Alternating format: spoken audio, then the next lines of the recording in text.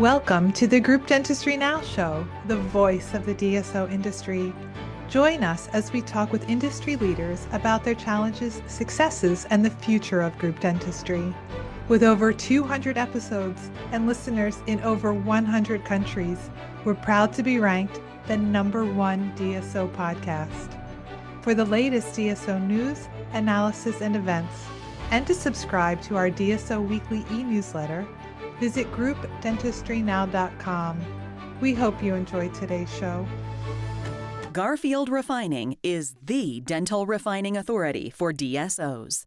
Whether a top 10 powerhouse or just emerging, Garfield promises results with its white glove revenue-driving program used by more than 75 companies in North America.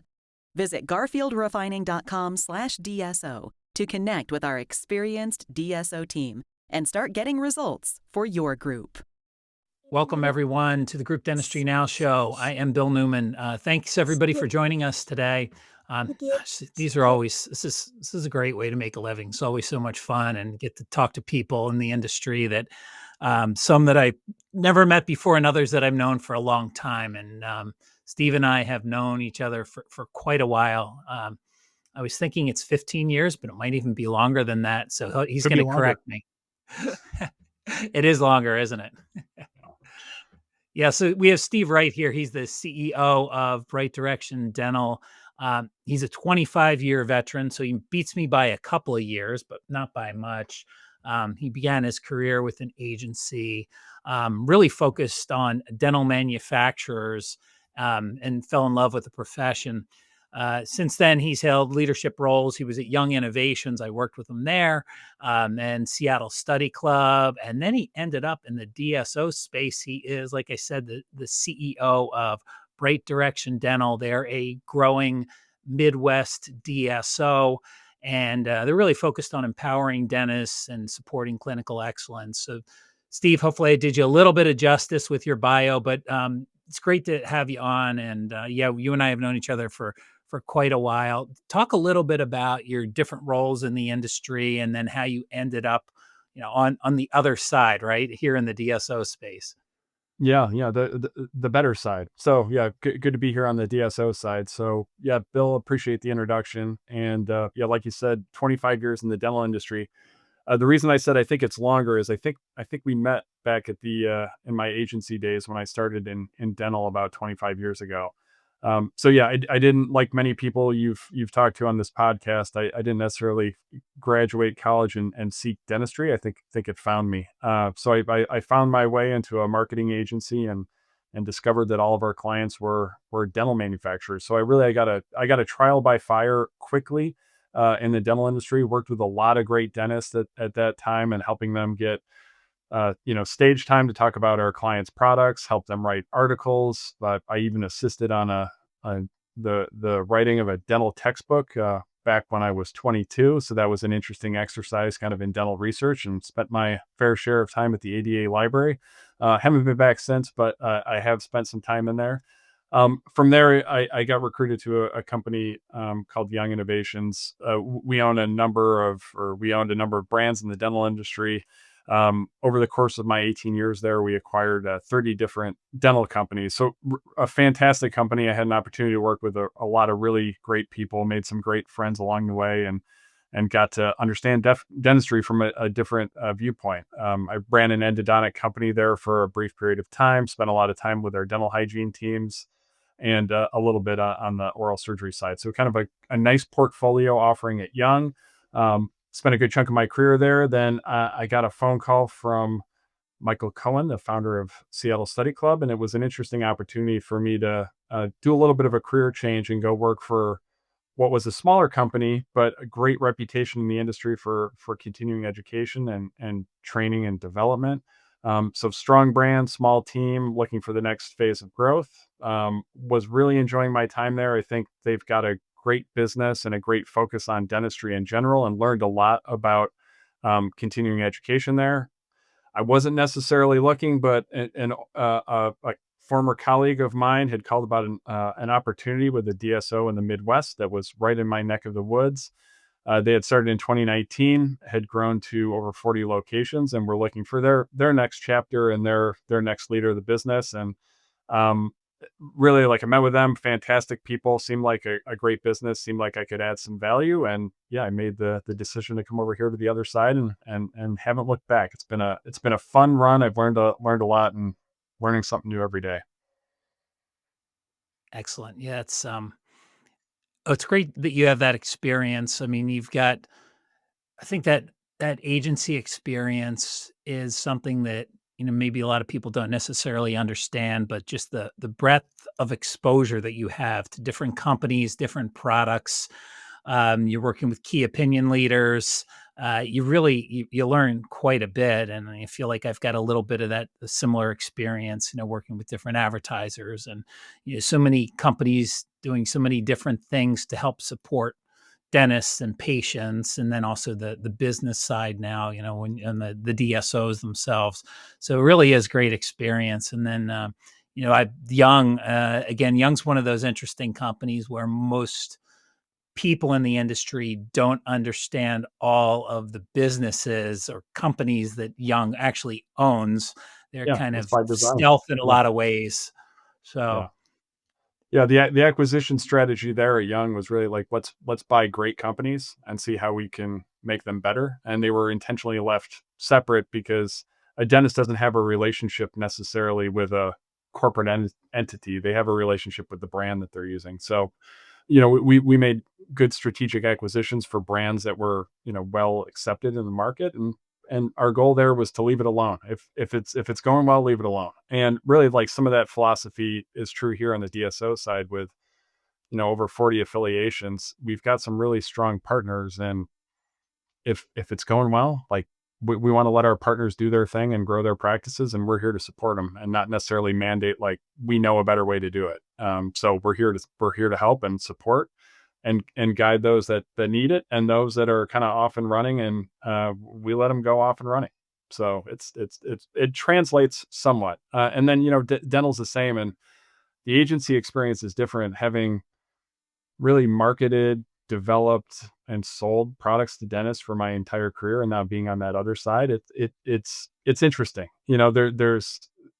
Looking through the things of the lens of a dental practice and what a dental practice actually needs versus trying to position a product for what you believe that the dentist needs. So I've got a whole new perspective here and appreciation for what it's like to work in a dental practice every day. right, you make a good point. When you come from the vendor perspective, there's this assumption that dentists and DSOs really understand the companies and the brands, and that's something that's on their mind, and they're Right. very product focused. So they use a product. In most cases, they have no idea who makes it, nor do they care. They want it to work. They want it to be easy to use. They want it to be predictable. They want it to be cost effective, and they do want a company that'll stand behind it in case there are any issues. But we, from the vendor perspective, we assume a lot that there's no time for a dentist or a DSO to focus on those types of things. Yeah, we used to say, and I think it still holds true. Why would a dentist or a hygienist or a dental assistant switch a product? Is it going to make their practice run more efficiently? Are they going to save time? Is it going to make their clinical is it going to make their clinical outcomes better? Are they doing better dentistry? And then, is it going to make their work life, more enjoyable? So I mean, those things hold true. So, when I take DSO or when I take vendor meetings from this seat right now, I mean, those are really the questions I'm asking. And there's a lot of great vendors out there that really want to partner with you and help you grow. And for me, in the seat that I'm in right now, it's how do I pick a few partners that are going to help us get through this next phase of growth, uh, strategically. There's a ton of things we could go do. There's a ton of great products in the market and services that companies are selling. But for me, I got to make a few bets in a few strategic areas and remain focused on those. Lots of good And ideas in dental, Bill. Everybody's got a good idea. well, that leads to, we could do the entire podcast on critiquing vendors and which ones do it well and which don't. But maybe I'll ask one question on this and then put a pin in it, and we can move on to some other questions. But Yeah. it's one thing when you're a vendor and you've got a great product and a great solution, but when you're working with DSOs, and this is something I know, and you can give us your perspective. It's one thing if you got a great product, great solution, and you've got a dentist that's using it. But when you're trying to convert a DSO that has multiple clinicians, and let's say you've got 50 or 60 clinicians, I think sometimes it's not product isn't as important as the implementation and the education and the support behind it, and how you're going to help Bright Direction Dental really take the message and train and educate 50 and 60 clinicians versus that one. So sometimes I think vendors don't always think that through. Yeah, and not all dental and every dental practice is different, So I mean, we're affiliated with over 40, and they all operate a little bit differently. I mean, we're bringing in some standardized support, but it's not a one size fits all. So yes, absolutely. What might work for 2 practices doesn't automatically work for 40. So in terms of support and execution, I mean, that's more important really probably than the product itself. Yeah, that's definitely what I think. You've got to have everything, right? Yeah. So let's talk a little bit about the profile of the practices. So you're Midwest. You're based in Illinois. Are the practices just in Illinois? Or are they outside of the state right now? Yeah, we're in 6 states in the Midwest, Okay. with heavy concentration in the Chicago suburbs and Northwest Indiana. 6 states, we're gonna remain focused on there and build concentration, because what we can see in areas where we have density in the Chicagoland area that's where we can be considerably more effective. We can leverage resources across our practices. If there's one dental assistant down the road, um, that calls out sick, we can go tap another resource in another practice. We can share best practices from our dentists. We can share referral networks. We've built a community around continuing education with the Seattle Study Club, so we're able to bring those people together in person on occasion. And ultimately, like when we can get our providers together in a room and share ideas on what they're facing and opportunities that they're seeing. I mean, that's where the magic happens. So it becomes less of a mystery of who is Bright Direction Dental when we can actually get people physically together. So our strategy going forward, we're going to remain focused on these 6 states and building out density rather than go acquire for acquiring's sake. That makes a lot of sense. What is that? What is that region? I know it's kind of a big region, but you're kind of you're Chicagoland, and then you kind of spread out to a Yep. degree. But what does that market look like? I mean, is there a lot of opportunity there still from an acquisition standpoint? And that is your model, right? You're out there acquiring or partnering with existing Yeah. practices. Yeah, we're out there partnering with existing practices. We're not focused on the de novo model yet. It's just not an area we're focused on. So I would say, like anything in the dental industry and the DSO space, it's 2025 has been slower, than previous years. We are starting to see some energy kind of pick up here at the back half of the year. So our pipeline is full, and we're going to focus on partnering with the right doctors at the right time. So it is certainly part of our strategic roadmap, and we're talking to several prospective partners right now. If you look at the 6 states that we're in from an affiliation perspective, I was just reading a report from the ADA. Our states are a bit behind the national average from a DSO affiliation perspective. So I think there's room to grow, and there's certainly interest. And you've talked to tons of people about this. You've got the baby boomers that are retiring, and they're looking for an opportunity to exit. And we're a great fit there, as with other DSOs. But as we focus on our geographic region, it makes a lot of sense for us, and our story holds up better. And it's really not just the story. If we find someone that's in our states, it makes a lot of sense for Bright Direction Dental to be the partner, because we can show them the network, we can show them what kind of growth we're driving for their practices. And we've grown a lot through referrals. So our original partners are the ones that are referring their friends and their colleagues, and that's really how we've built the business. So something's going well if one dentist is willing to tell another dentist to join Bright Direction Dental. You had talked a little bit about, the Bright Direction Dental story, and one of the things you emphasize is letting dentists practice their way. Now we know that everybody says that dentists have clinical autonomy, but it seems like it means different things to different groups. So talk a Yeah. little bit about what that means for the dentists that partner with Bright Direction Dental.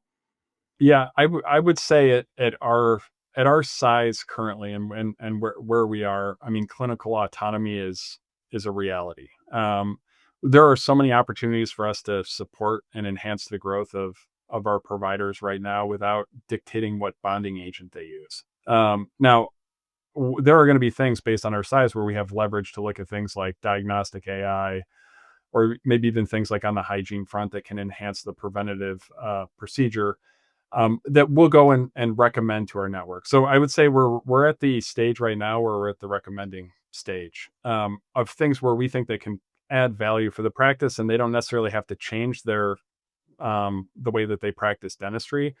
We're definitely not at the point, and our providers will tell us this as well. One of the things that they value is we're not saying, here's your formulary and you have to buy everything that's on here, and that bonding agent that you used since dental school, you can't use that anymore. That's just, it's not what we believe. We believe there's so many more ways that we can add value to those practices than dictating those things at this point.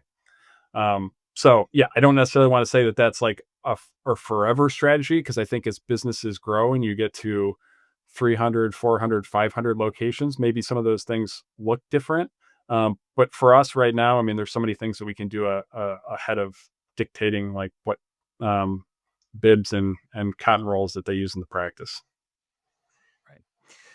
What's the feedback like from the dentists when you talk to them, about that clinical autonomy? That, I mean, it seems like true clinical autonomy to me. Yeah, I mean, they love it. They also believe that it's just a story, like, okay, that's what everybody says. And we know, being in the industry for a while, I mean, DSOs have gotten a bad rap for, dictating how people practice dentistry.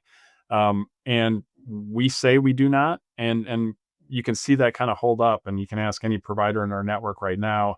And we actually just recently asked them, is this true? What we're saying about clinical autonomy? Do you believe this in your day-to-day life in the practice? And 10 out of 10 dentists have responded, yes. We're actually living our values there. And I go back to that point that we've been fortunate, and our practices are growing considerably above market. And there's a lot of things that we're doing to enhance the growth there.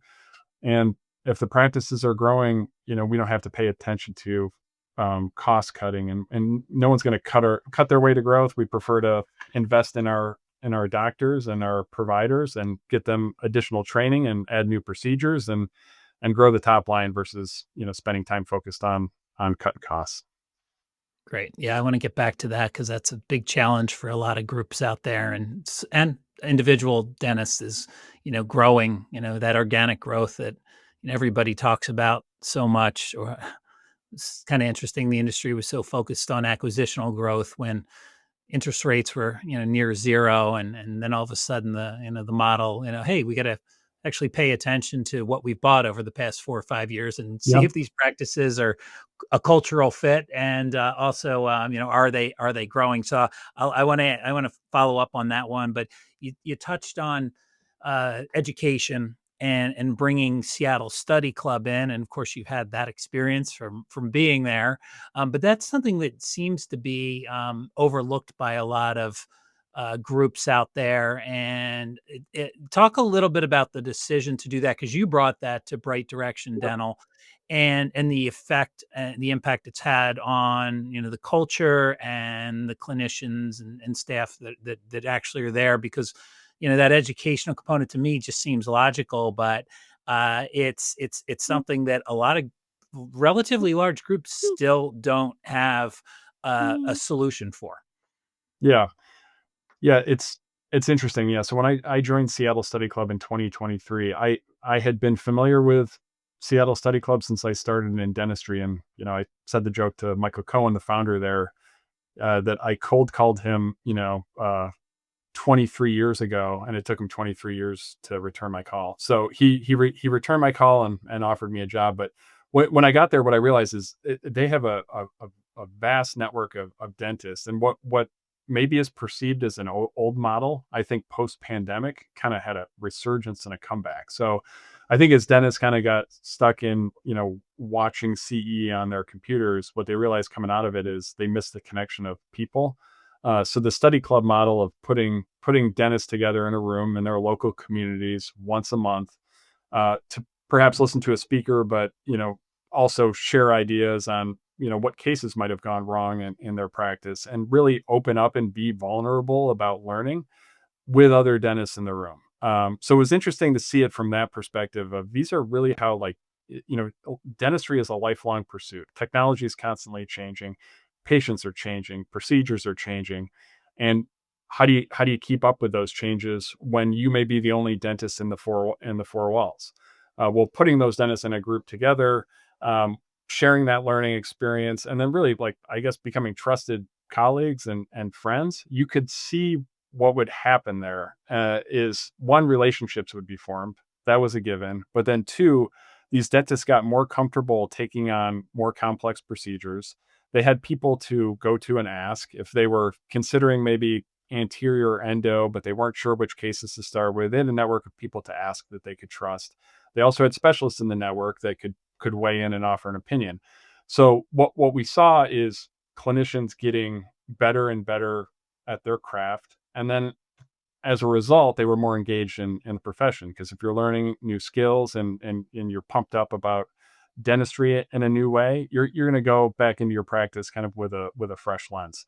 There was also great team training that brought the teams together. There was programs when I was there that we launched focused on dental hygienists. So I saw all the good things that were happening at Seattle Study Club, and I saw the runway it had and the impact it was having on dentists. So when I came to Bright Direction Dental, what I saw is we had over 40 practices, great people, great providers in the network, but there really wasn't a mechanism to get the community talking to each other.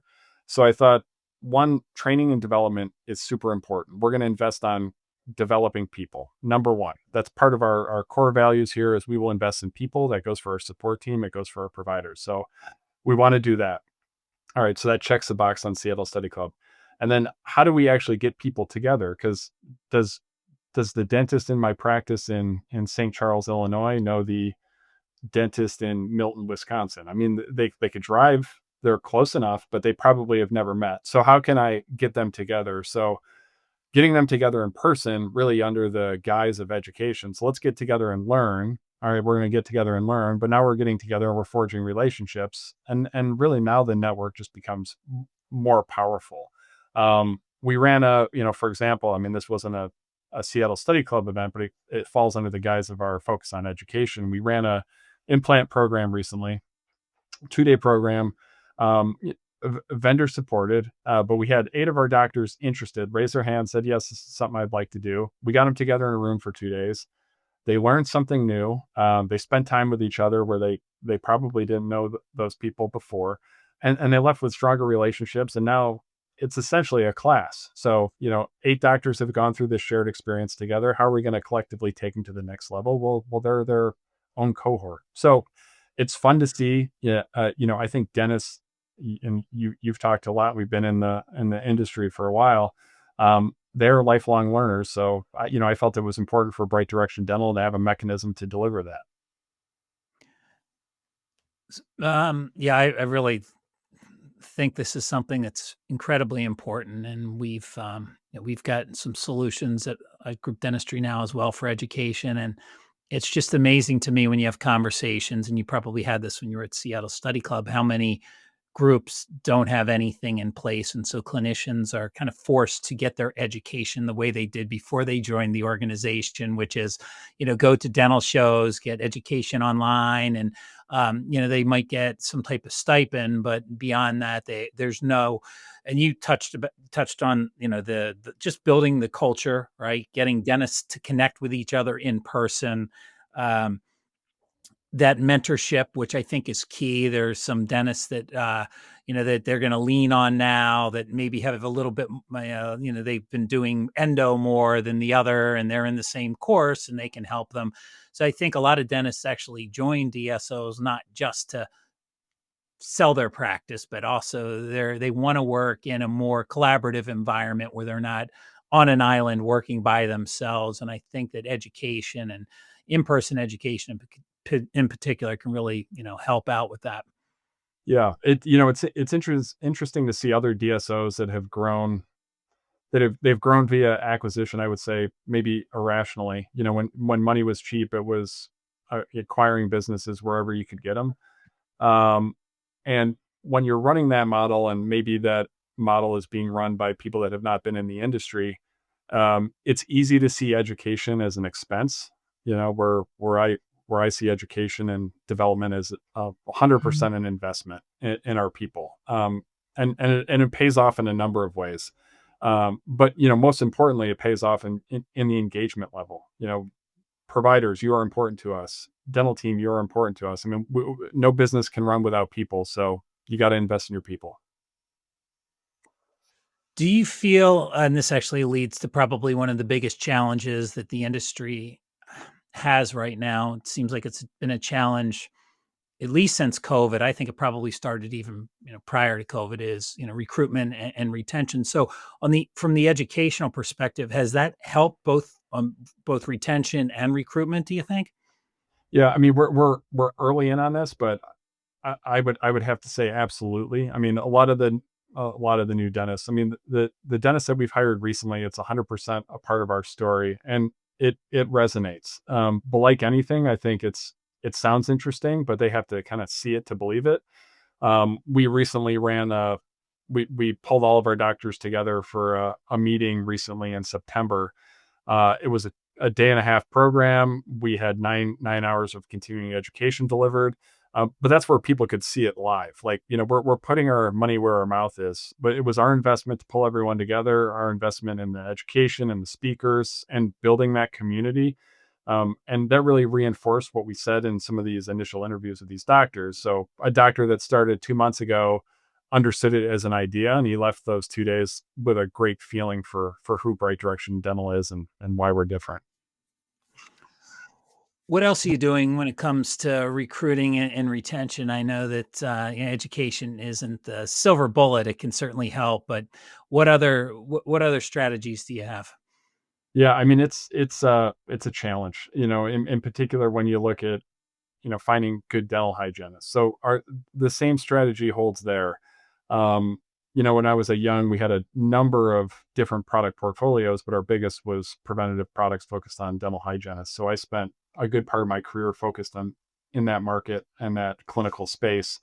So same thing. How can we invest in dental hygienists from an education and training perspective? And we've launched some programs there that are showing dental hygienists that we're invested in them as an important provider. Recruiting is hard, so I think the best that we can do is, how do we create a space that our existing providers and our existing dental teams love coming to work?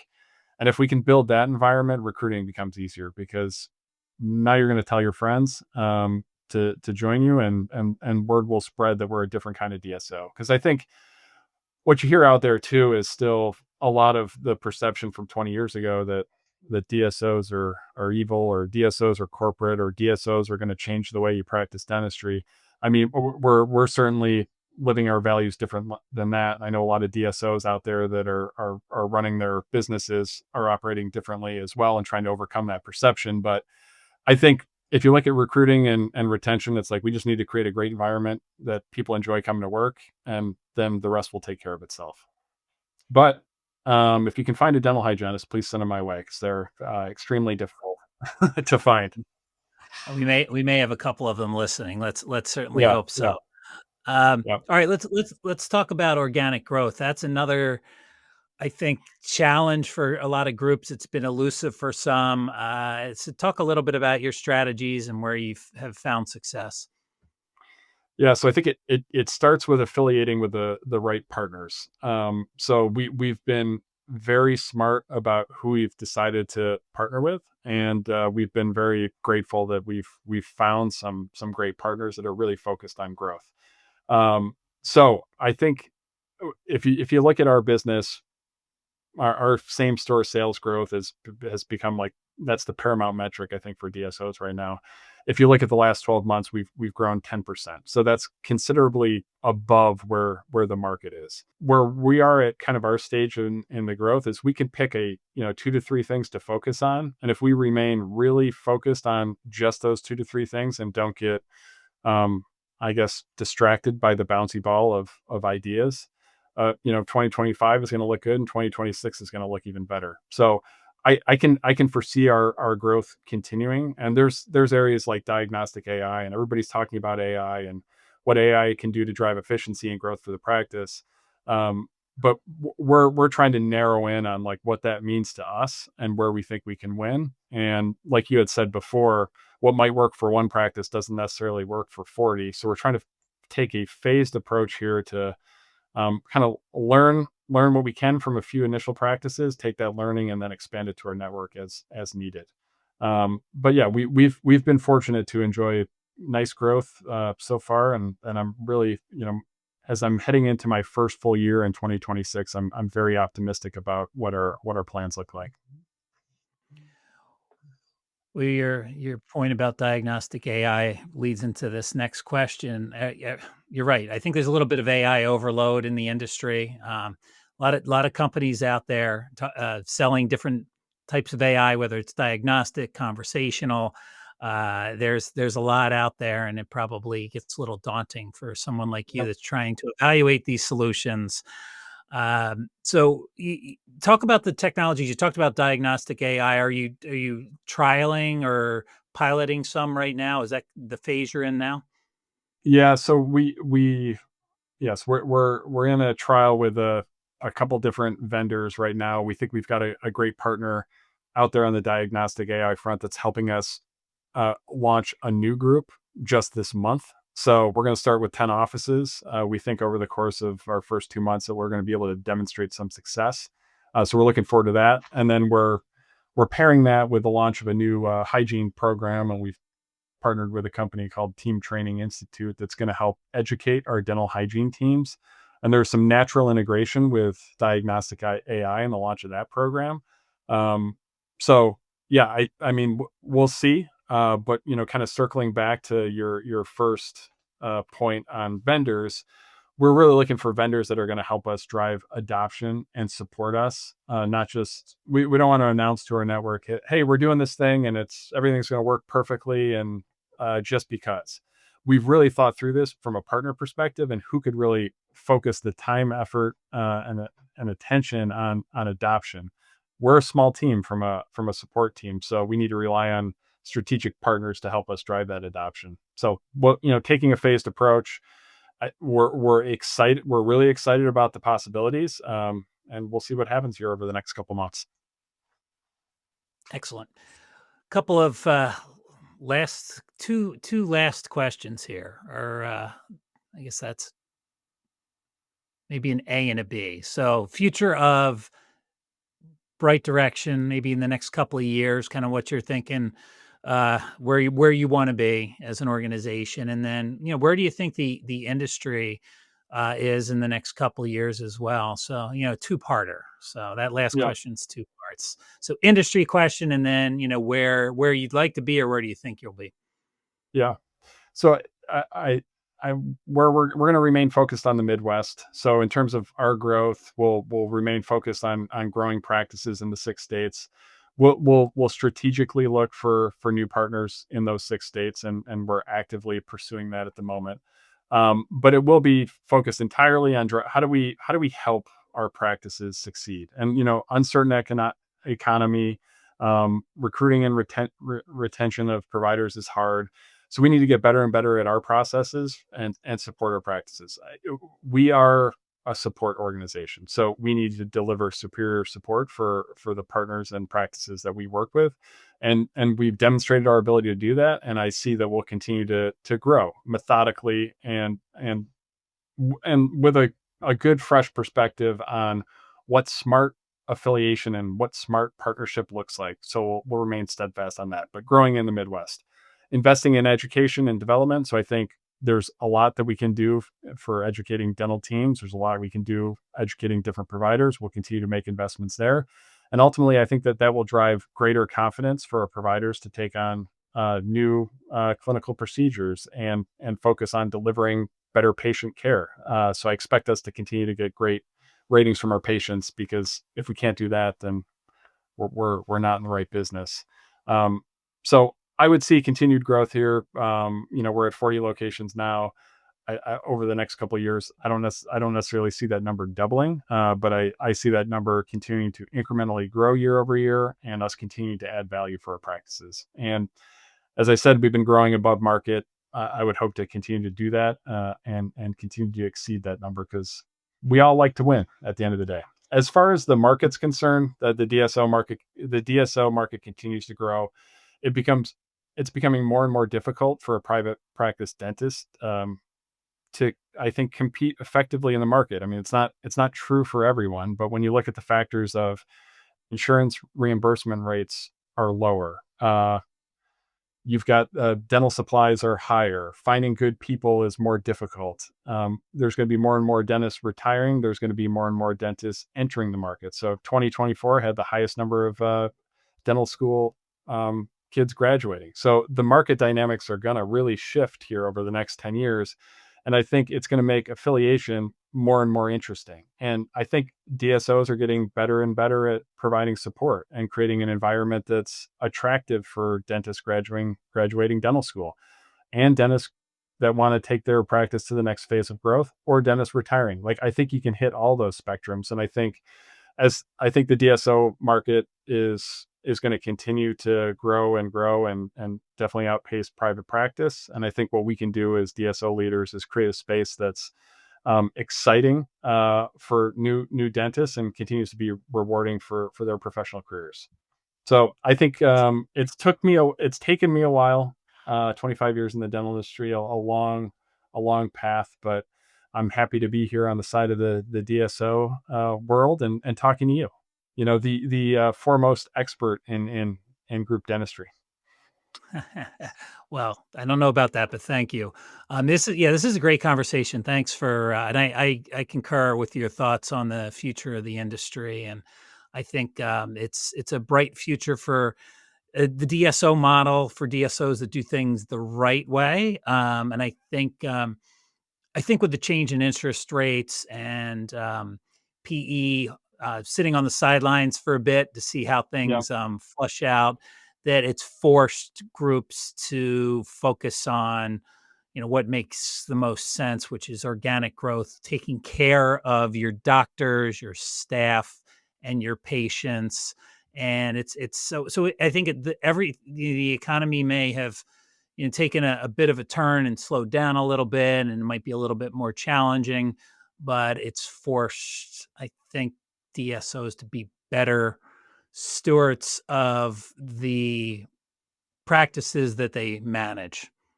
Yeah, it's absolutely where the market needed to go. We need to deliver better care to our patients, and really focus on helping and supporting the dentists. And yeah, the economy forced us to look ourselves in the mirror and say, is what we're doing, does this make sense long term? Is it sustainable long term growth for the practices, and does it make sense for better patient care? So everything starts and stops with the patient. And I think what's happened in the market recently is for the betterment of the patient, and then as a result, it'll improve our practices. So yeah, I'm excited about where it's going. I mean, Bill, you stole my pun. It's Bright Direction Dental. We like to close with, the future is bright, but you said it for me. Didn't even realize that. Well, so if anybody in the audience wants to learn more about Bright Direction Dental, pretty easy. It's brightdirectiondental.com, brightdirectiondental.com. And then if you want to actually find out how to partner, they've got a little button that says join the club. I love that. That's awesome. It's kind of a great way to put it. So you can go to the website. Steve, if anybody wants to reach out to you, I know you've got a good presence on LinkedIn. What's the best way to touch base with you? Yeah, I mean, you can find me on LinkedIn, or you can feel free to email me at swright@brightdirectiondental.com. I'd love to hear from you. Excellent. Well, thank you. Thank you, Steve. And thanks, everybody, for watching us or listening in. And until next time, this is the Group Dentistry Now Show. Thank you for joining us today. Don't forget to subscribe to the podcast to stay up to date on the latest DSO news, insights, and events. Also, subscribe to our DSO weekly e-newsletter at groupdentistrynow.com.